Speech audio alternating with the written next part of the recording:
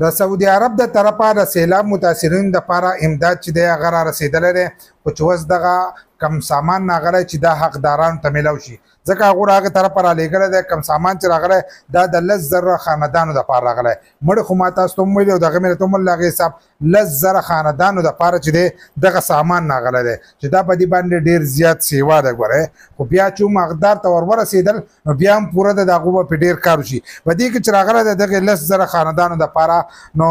شیلټر کټس چې دی دی پکې لیکلي دي او دغه شانتې فوډ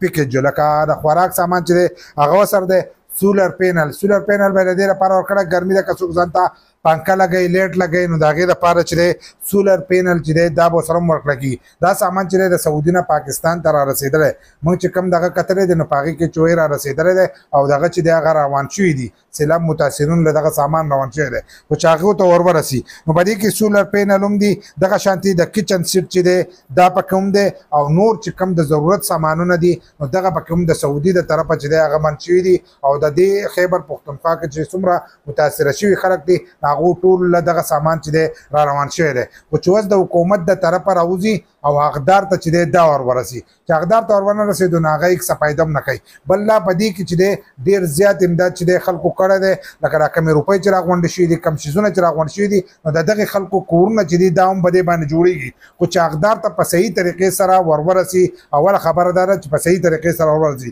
چې څوک په دې کې کرپشن ونه کړي نو بیا صحیح ده